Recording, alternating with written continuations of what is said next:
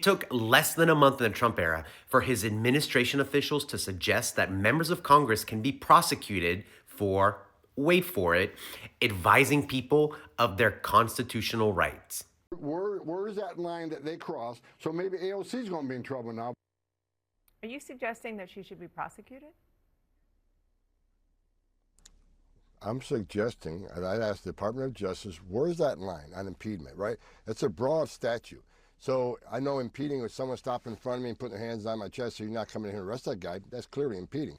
But at what line, where's the line on impeding? So I'm asking the Department of Justice, who are the prosecutors, and decide who they prosecute and what the standards of that prosecution is. I simply says, at what point is that impeding?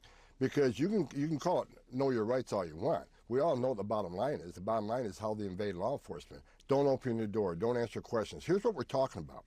Sounds pretty fascist to me, and this is happening in front of us right now. The Trump administration will weaponize the Department of Justice to go after free speech. And for the record, because apparently the Constitution means nothing to this lawless administration, undocumented immigrants have rights under the U.S. Constitution.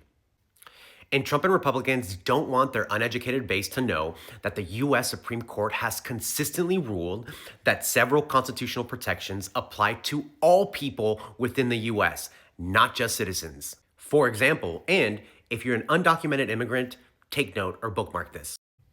The U.S. Constitution provides you the right to due process. They provide you the right to equal protection under the law, which means all laws must apply equally to everyone.